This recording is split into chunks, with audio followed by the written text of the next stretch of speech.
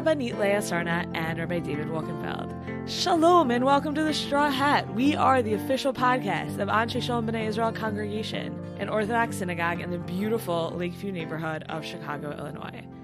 This week's episode features two segments and also an interview. Our first segment is about mornings. Mornings are really tough, but actually there's all sorts of beautiful tefillot and brachot you can and should add into them in order to make them a little bit less tough. So we'll be talking about that. Next, we'll be talking about some of what we've been learning in Daf Yomi recently about women's obligation in tefillah, and particularly the Shmona Esrei, and some different understandings about what that obligation is. And lastly, we'll have an interview with a very beloved longtime member of the Anshe Shalom community, Dr. Clevs. So at Daily Minyan recently in the mornings, I've been teaching some of the Halachot of what to do when you first wake up in the morning. I've been pitching it to the Minyan crew as like, between waking up and arriving here, what should one have accomplished already? Making lunches for children. Yes, exactly. All sorts of important spiritual pursuits. I hear one could also equally halachically acceptably make lunches at night. For a conversation for a different time. It doesn't always work out quite that way. You're not the first to suggest that. I'm just saying it's a possibility, not that it's a requirement. Anyways, so I just thought we would talk through kind of, there's a number of kind of options of ways that the following things could all be organized, but certainly they ideally should all sort of feature. So this one's probably the most commonly known, but waking up in the morning, the first thing out of your mouth should be moda if you're a man, or moda if you're a woman. Giving thanks to God that your soul was returned to you, because Judaism has this sense, or at least many Jewish texts have this sense that sleeping is a little bit like death. The Gemara in brachot that we've been learning in Daf Yomi talks about how King David never slept more than 60 breaths. It's a little confusing, like how much time that is, because he never wanted to have a death experience, and you only enter into a deep enough death-like sleep after that amount of time. But what we're grateful for when we wake up in the morning after, please God, more than 60 breaths of sleep, at least for the not new parents amongst our listeners, is that we've had this sort of like quasi-death experience, and we're grateful to now be back awake and alive in the world. Then the question is, what happens next? Yeah, so what happens next? So many people feel strongly that it is essential to prioritize Netilat Yadayim after getting out of bed. There's a lot of different reasons for this. Certainly Netilat Yadayim with a bracha needs to happen at some point between getting out of bed and eating anything or davening, but there's different perspectives on how essential Netilat Yadayim is. Certainly in more like people with more Hasidic lineage, meaning many people with Hasidic lineage leave their Netilat Yadayim under their bed, ready under their bed, so that they don't even have to move in the morning without washing. So it's just in progression. The most strict about Nigelwasser, washing one's fingernails at dawn, or when one wakes up, it would be before you leave your bed, you have a cup and a bowl right by your bed. Next progression would be it's okay to get out of your bed and make your way to a sink and wash your hands there. The next would be actually to use the restroom first and then do Netilat Yadayim on your way out of that. And the last would be to do Netilat Yadayim maybe formally on your way into shul. But any like hand washing out of a tap in the morning would accomplish some amount of Netilat Yadayim, enough that you could do anything you needed to do before that. Yeah. So just for like full disclosure, I wash my hands using a washing cup from a sink in the bathroom after I wake up, and I think I say Moedeh Ani then. It's been a few hours. I don't really remember. Sorry. And I. After using the toilet, and leaving the bathroom, I say Asher Yatzer Bracha, washing my hands again. And then before going into the Beis Medrash, before going to start Shachrit, I wash my hands again, also with a cup, and say an Al Netilat Yadayim Bracha.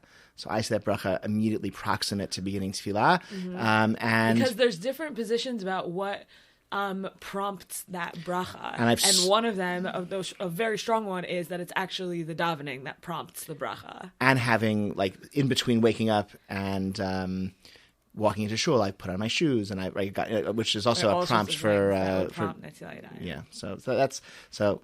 Hopefully that's one of the options that you've uncovered in your perusal of the halachic sources. That's what I've been doing for quite a few years. And sure. So just to recap, kind of what we said so far is that there's really a lot of options of what can happen in the morning, but the makeup of those options is generally Moda'ani, Netilat Yadayim at some point, the bracha for Netilat Yadayim at some point, and there's a strong tradition to do, even if you don't normally wash 3 on each side for your before eating Netilat Yadayim. When you wake up in the morning, there's a strong custom to do 3 on each side. Usually people do this one alternating, so like 1 on the right, 1 on the left, 1 on the right, 1 on the left, 1 on the right, 1 on the left, and like the way I learned it is that in the morning you alternate, and then any other time that you would wash, so let's say on bread, you don't alternate, you do 1, 2, 1, 2, whatever, 1, 2, 3, 1, 2, 3, yeah. So 2 more points. One is I have a editorial comment, and I have a question. Editorial comment, I think there's a value in just like allowing these rituals to just kind of set a sense of priorities in one's morning, that you wake up and like let those first moments be spiritual moments of gratitude, of preparing your mind, your body, and your soul for Shachrit and for the Avodat Hashem that you're going to do, the service of God that you'll do that day. I've found it increasingly challenging since I replaced my alarm clock with my smartphone, where it's so easy. Like you wake up and you push a button, and all of a sudden there's what emails did I miss, since going to bed last night, and what's happening in the world, and it just draws you away from all of, So I actually have like this goal of like buying, like trying to find like an alarm clock and sort of going back to using that, keeping maybe the phone like away from my bedroom, and like the emails can wait till after Shachrit, or at least till after Netilat Yadayim, and just let those morning moments be. As the halacha imagine them. So that's my editorial comment. It probably would help. People find that it helps them fall asleep at night also, to not have your phone by your bed. For sure. Yeah, correct, indeed. My question: what about Birkot HaShachar? Like we. Great. So good. So once upon a time, Birkot HaShachar, what we call Birkot HaShachar, which is from thank God for making the rooster, right? Through all of the like identity brachot, all of that used to be said kind of in order with the thing that you were doing. So my favorite one is, you would put on your turban in the morning and say, Oter Yisrael v'tzifara, one who crowns Israel with glory. I want to personally bring that back in my practice. But now the halacha has become that you say them all as this like set. Once you're maybe in shul, in some shuls, our shul starts after this, because their sense was like people were getting them confused. So there's a lot of brachot to say in the morning, in addition to Netilat Yadayim, which we've talked about. There's 2 brachot that you say just on like the functioning of your body also. So Asher Yatzar, even if you don't use the restroom in the morning, you'd still say Asher Yatzar in the morning, and that goes together with Elokai Neshama, which is again like just one of the most like astoundingly beautiful statements about ourselves. Actually, Rabbi Danishevsky talked about it when he was here, about like in terms of his like positive psychology stuff. These I statements about ourselves, like I was created pure, my soul was created pure, are hugely important identity markers. And to start off, again, as you said, right, to start off your day with those kinds of statements are not just kind of theologically important, but Rabbi Danishevsky was also arguing that they're psychologically important in terms of keeping ourselves sort of mentally healthy. So those also should be said. Birkot HaTorah get thrown into this mix as well. And so those are not, one time I mentioned to someone, Birkot HaTorah, and they thought I meant the brachot that someone would make before and after getting an aliyah. So those are very similar, but those are not ones you would say every day, even if you're like a Kohen and every time you read Torah, you get an aliyah. That's not what I'm talking about. First of all, we don't read Torah every day, but second of all, there's Birkot HaTorah that even if you are later in the day going to get an aliyah, you still say, and then you also compound with that some traditional bits of learning. So after you say those Birkot HaTorah, which again are just, I keep saying this, but like the whole Seder Boker is just so fabulously gorgeous. It just thanks God for giving us the Torah and a prayer for that we'll be able to pass it on to the next generation.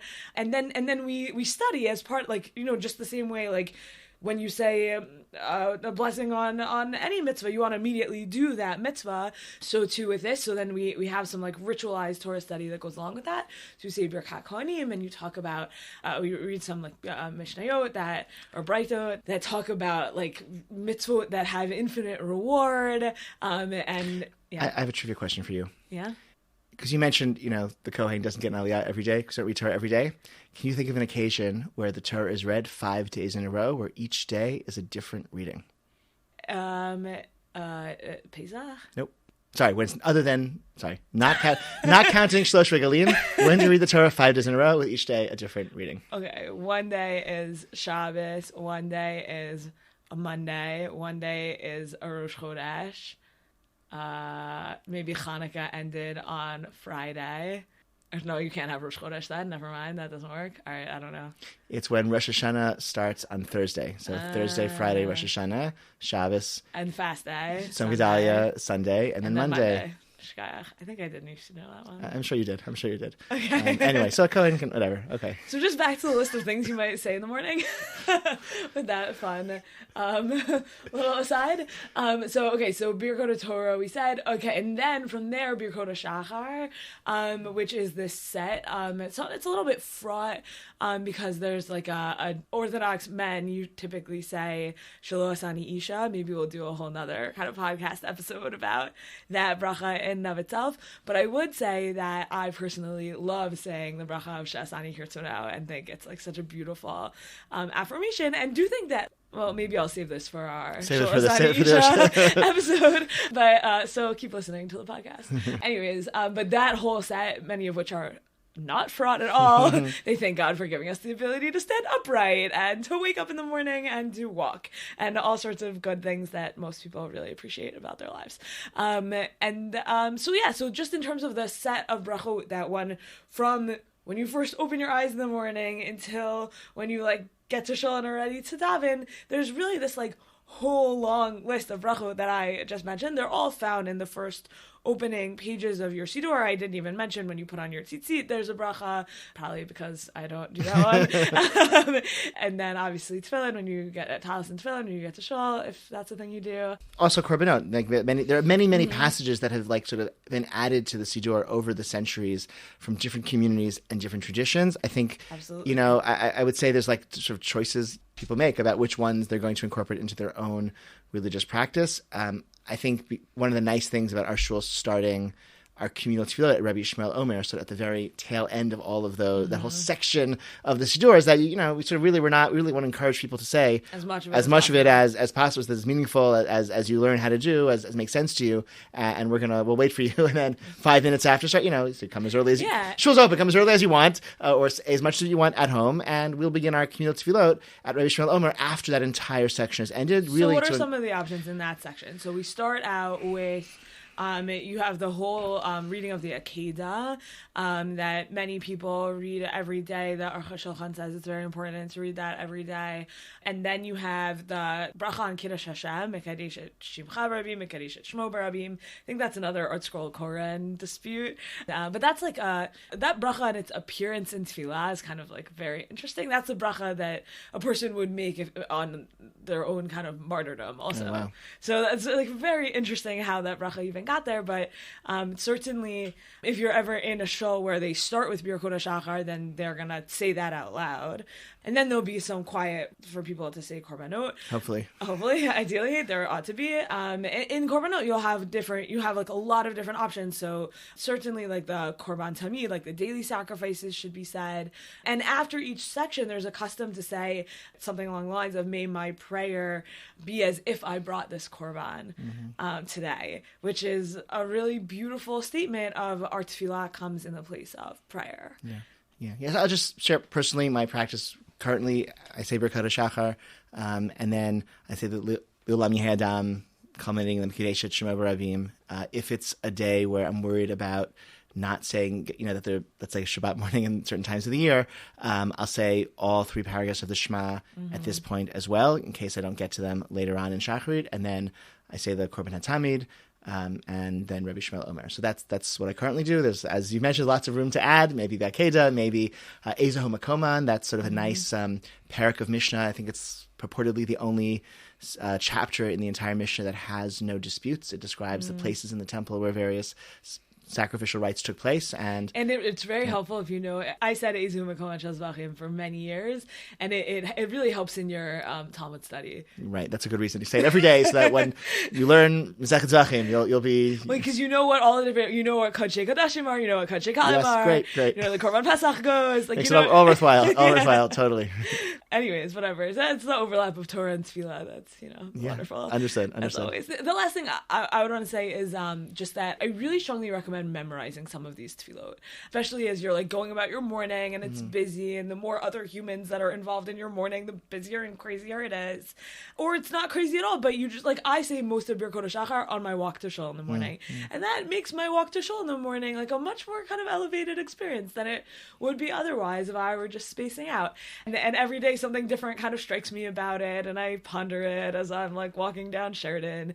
And I think also these tefillot, they're just so powerful, and having them be something that's kind of part of your vocabulary. It's very nice. I say even without memorizing the tefillot, you can still have your walk to shul be a spiritual practice, something that Rav Zinger, the Israeli tefillah educator, has been promoting, that your, like, the tefillah experience begins like before you leave, like when you leave your home, like and leaving your house to walk to shul. The walk to shul is part of your preparation for the prayer experience, and without saying words, just having it be like a sort of a meditative experience of connecting to all of creation, all of which in some way, according to the mystics, is yearning to be reunited with its creator, and you're joining every other created creature and physical object in this universe in being a creation that is yearning to connect to its creator. And that's a consciousness one can have as one steps out the door to one's house, as one walks to shul, as one is eagerly hurrying to shul and entering the shul and preparing for tefillah, as long as you're not reading emails and, like, checking up on the last day's news or the stocks or weather or Twitter or whatever. Like that's the phone's in the pocket, or then that walk to shul can also be a spiritual time, even without memorizing tefillot, because that's a beautiful way to expand the tefillah experience even larger. I guess our point is, mornings can be very challenging times, but they can also have incredible spiritual potential to start off your day on the right foot. And so that was just some of our suggestions for how to make that happen. So one thing that we came across in our Daf Yomi study in the last few days has been the obligation of women for tefillah, for reciting the Amidah, perhaps once a day, perhaps 3 times a day. And this was surprising to some people sitting around the table. And so I thought it was worth, if people are surprised by something that they learned, that suggests that it's worth discussing on the podcast. So women's obligation in tefillah, let's say, that it's sort of presented in the Mishnah as a pretty obvious, or not obvious, it has to be taught, right? So it's not obvious, but it's something that doesn't seem to attract a lot of debate or a lot of discussion, doesn't seem very fraught, nor is it defined or discussed in, right? There's no elaboration provided there right on the daf. So let's provide some elaboration. Great. So are women obligated in tefillah? Seemingly yes. Okay. So the Mishnah says yes. The Gemara seems to say yes, and most of the Rishonim and Achronim as well say yes. I think there's some who say that women's obligation in prayer is maybe once a day. There are others who make to say the Amidah at one point over the course of the day. There are those who say that women's obligation in tefillah is twice a day, which would mean Shachrit and Mincha, but not Mariv. This is built on the understanding that Mariv is like an optional prayer for everyone, and over the centuries, men kind of took that on as an obligation, and women apparently, purportedly, never did. I know women who are so serious about that if they want to daven Mariv, they won't daven Mar for 3 days in a row. Lest it be... Because it'll make a chazaka for them, and then they'll be stuck with it. Just say blineta or something, right? Okay. Exactly. Okay, interesting. Yeah, I don't know. Like, that's interesting, because I sort of understood that to be like womankind as opposed to an individual woman saying. But Mar, anyone can take something totally on fair, for themselves. Totally fair. In any event, so that opinion exists, and there are also opinions that women are obligated. All 3 tefillot, I think, that also exists as well. You find there's a lot of Rishonim, a lot of Achronim, a lot of scholars have written about these topics over the centuries. I think all positions are there. There's also an opinion that you discussed with some emotion at the Daf Yomi table. The decision of the Magen Avraham. So I want to share what he how he understands things, and well, I think to understand the Magen Avraham, you have to talk about the Rambam. So the Rambam thinks the woman that everyone, as one does. As one does. So the Rambam thinks that there's two different levels in everyone's obligation in tefillah. So there's a Torah level obligation of tefillah, but that obligation is a little bit amorphous. As with many Torah obligations, the Torah says, like, do this thing, and then you need the rabbis to come along and kind of mold it. So give it time, give it language. But with many things, like, we would never say, like, the Torah says don't do malacha, but it's only rabbinic that you can't do borer. Right? We don't say that. We say... Right. The rabbis are the ones who teach us. We only know how to observe Shabbat because of rabbinic material, the Torah Shabbat Peh, the oral Torah, 39 malachot, 39 labors, what they are, how they're defined, but we understand the prohibition of sorting, for example, to be a Torah level prohibition. So when it comes to tefillah, according to the Rambam, it works a little bit differently because there's a Torah obligation to utter a prayer at some point over the course of the day, for incumbent upon every Jew. That's sort of a minority opinion, but the Rambam asserts it like very, very emphatically. And then the rabbis are the ones who say, well, actually, Shachrit, Mincha, and Maariv is the way that we, like, those are rabbinic obligations through which we fulfill this Torah obligation to pray. That seems like a fair... Yes, and so then what happens then in this read of the Rambam is that you have a Torah level obligation just to, like, utter a prayer, and a rabbinic level obligation to say Shacharit, Mencha, Maariv. So when the Magen Avraham comes along and he says, I have noticed that women are not davening, and the only way that I can understand it, this is called a limud zchut. It is, as you pointed out when we were talking about this, a very common tool that halachic decisors use, which is to say, I'm noticing this is a very widespread custom in the community that I serve or across the Jewish people, and I have noticed that it is in contradiction with the following texts that seem to be authoritative, and instead of trying to change their community, they'll try and figure out how the custom might have developed and how the custom might actually be a reasonable, good understanding of these authoritative texts. So the Magen Avraham comes along and says, I've noticed that women are not davening. Just Magen Avraham, we're going to give him a century and a look. Sure, go for it. Oh, Avraham Gambiner. I believe he's like 17th century Poland. I'm not positive about that, though, actually. I was hoping you would. All right. This is your department. Thank you. I appreciate that. People are all just ideas floating in space for me. Okay. All right. Brains in a jar? Brains in a jar, exactly. Yeah. Okay. I want to say 17th century Poland, but... I think you're right, Poland. Okay. Anyway, it's a commentary on the Shulchan Aruch, so that on our Chaim specifically. Mm-hmm. He says, "I've noticed that women are not davening, and I think the way that we can understand it is in line with this Rambam, which is that women are fulfilling what the Rambam would describe as a Torah level obligation in tefillah, and when the rabbis establish Shacharit, Mincha, Maariv as their interpretation of that Torah level obligation, that interpretation only applied to men." So he would really say, actually, when we say that women are obligated in tefillah, we mean something radically different from when we say men are obligated in tefillah. Right. So the advantage of the Magen Avraham is that he has now reread the rabbinic tradition in a way that the outcome is that, all of these Jewish women are actually fulfilling their obligations and doing the right thing, and nobody's sinning or missing their violations. The downside is it's a bit of a forced read of, like, the Mishnah, which doesn't suggest anything of the kind, and it's a forced read of the Rambam, who doesn't suggest anything of along these lines. But it has the advantage of, like, justifying common practice, and I think that is. As we said, at the Daf Yomi table, I think that has been the role of rabbinic scholars in intact traditional society.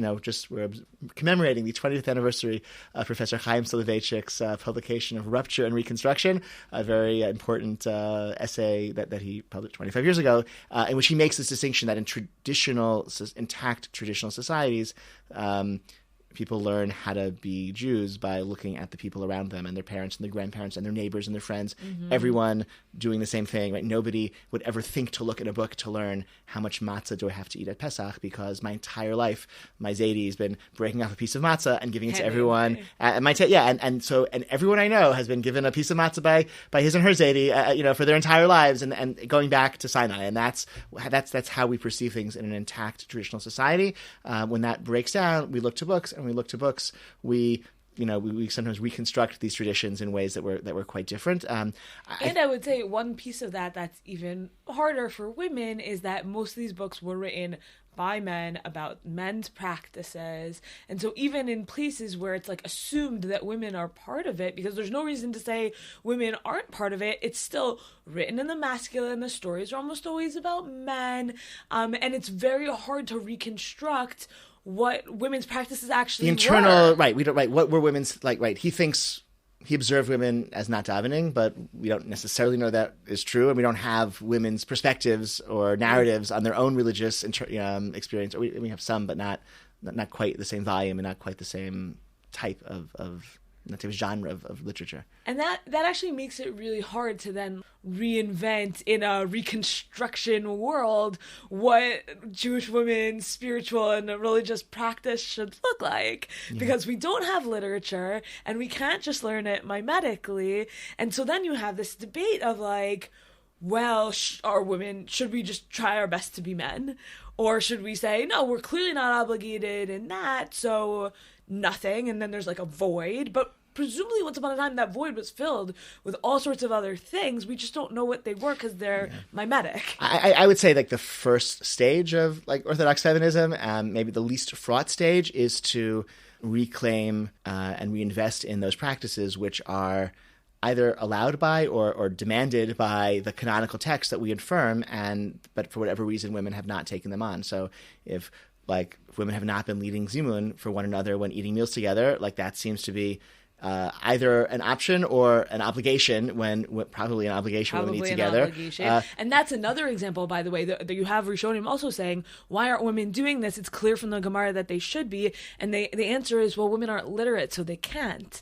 But nowadays, when women for sure are literate enough to lead zimun, to say like, oh, well, I guess I don't have to because of that, limud zchut feels really not good, actually. Yeah, absolutely. And similarly with tefillah, that even though Magen Avraham noticed women, in his community, in his era, were seemingly not saying tefillah, I think it's like the clearest sense of the Mishnah and the Talmud and the medieval sources that, and the Shulchan Aruch, that women should say certainly Shachrit and Mincha, and then it's on us as a community to make space for that and make time for that and prioritize that and orient our community around making that possible and promoting that. We have old precedent for that. The Rabbi in medieval Germany noted that even though there's no technical obligation for women to hear the shofar, women in medieval Germany cared a lot about the shofar. And he says, yeah, we should, this seems to be really important to them. Mm-hmm. Let's make sure that this can happen for women in our community. And Tosfot about women leaning.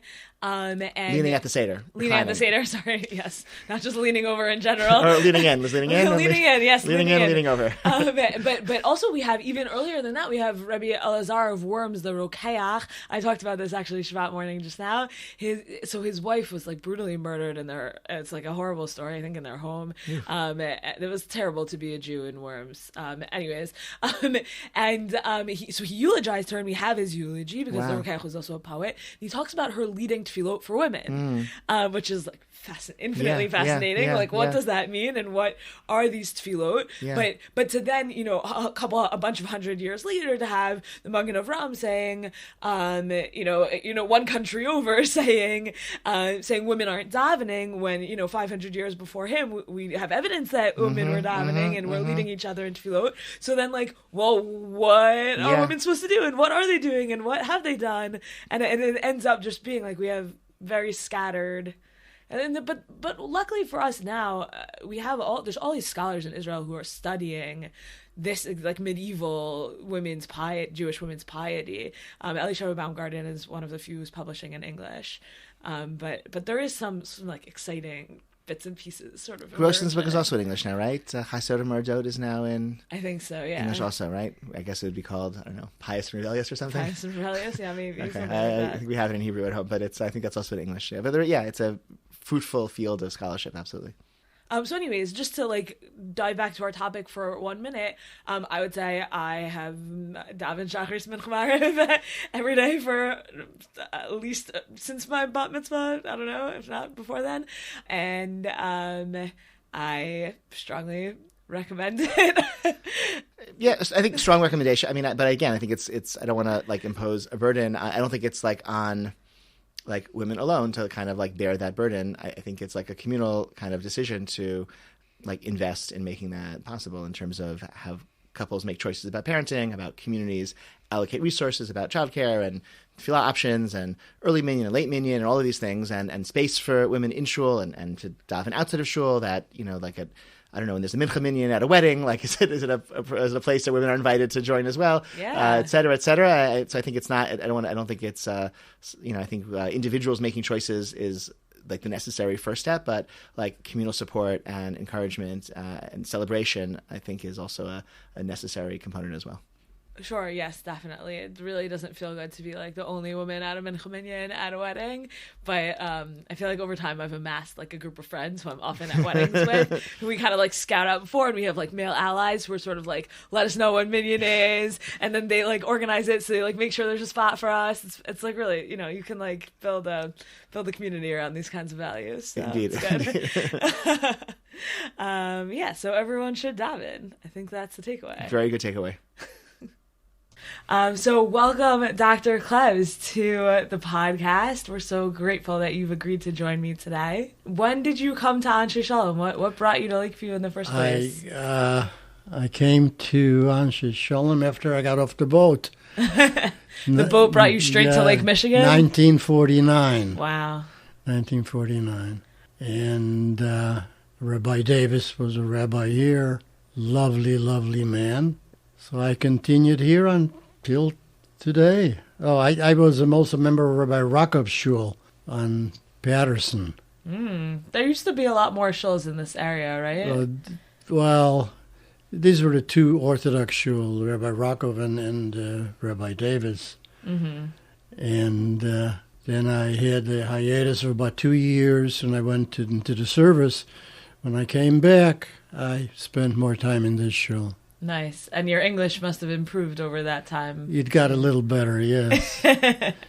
But originally, you told me Rabbi Davis spoke to you in Yiddish. In Yiddish, yes. Were there a lot of Yiddish speakers in the community at the time? A lot of Yiddish speakers, yes. At that time, there were quite a few Holocaust survivors here. Mm-hmm. Were they mostly older than you at the time?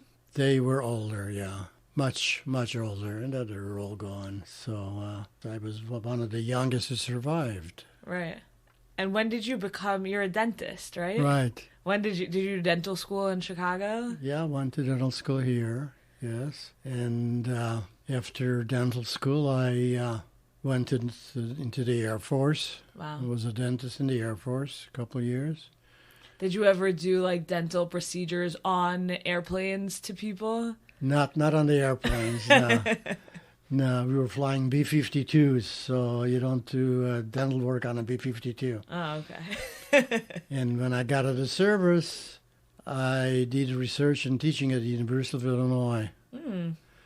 And then the dean of my dental school at Illinois said it would be a good idea if I would go to the Hadassah Dental School, which just opened up in Jerusalem. Wow. And teach there. So I did. And I was there about a half a year. And my mother wasn't feeling well, and I felt my place was to be with my mother. So I came back, and then I opened up my own practice. And so it was your mother that kind of kept you in Chicago for those years. Yes. Very nice. You've seen the shul transform quite significantly over time. Well, the mechitz is the same size. And that's the only thing that matters, right? Yeah, right. But my mother was a member of the shul. Wow. And my stepfather also. They were both Holocaust survivors. And it was just your stepfather's yahrzeit a few days ago. Yesterday. My stepfather, and today for my mother. Right. Wow. What did they do when they arrived in Chicago? My stepfather worked for the Federal Reserve Bank, and my mother went to school, and then she worked in a clothing store. And in the north side always, or? On the west side, actually. She worked, yes. Polish neighborhood, because she spoke Polish also. Right. Russian and Polish. So. That's easier that way. Yeah, right. And if someone in the shul wanted to meet you now, thank God, we have opportunities to hear your stories. On Yom HaShoah, you spoke very beautifully last year. But you're also just a valued member of our shul for all sorts of reasons. So if someone in the show wanted to find you, they heard this podcast and they said, wow, Dr. Clevs, he sounds amazing, which would be the correct takeaway. Like on a Shabbat morning, or where do you sit in shul? Like someone, if they wanted to meet you, where would they find you? Anyone who wants to talk to me in shul, yes, I'll talk to them. Do you want to tell our listeners where you sit? Row J, number 8, I think. Great. And you and Batya also have sponsored, or we're very grateful you sponsor the Yom Kippur break fast. The break fast, right. I just mentioned to the rabbi, I said, remember Yom Kippur in Auschwitz? They gave me a piece of bread in the evening. I took half of it, ate it, and the other half I waited until after Yom Kippur. Wow. It was a struggle not to keep going into my pocket and take out the piece of bread which I had in there. I was 11 years old. And now that I have the zchut to sponsor Opfastung for all my wonderful Jewish brothers and sisters, can't complain. Thank God. Yeah, and that's it's the anniversary of the liberation of Auschwitz this week. Yeah, today, yes. We got to hear from you at Sudash Shlishi where you were when that happened, and the answer is, unfortunately, I suppose, that's probably the wrong word, but not at Auschwitz. Yeah, it was on the death march. Miracle that I made it. And we're very grateful, and we're grateful to have you in our community. Thank you, Leah. Thank you for joining us this week in the Straw Hat. Thank you, as always, to our producer, Haley Leventhal, for all she does to make this podcast happen. If you have positive feedback, we would absolutely love if you would reach out to us in person, send us voice notes, emails. You can slip notes under the doors of our offices. All of that would be totally awesome, and we would love it. If you did not love this episode and you want to tell us about that, I think the best place to put that would be in your tefillot. You have 3 options every day when you can register that in your tefillot to a Kadosh Baruch Hu. I think that's a great place for you to put those complaints. Thank you so much for joining us today. I hope you have a wonderful week.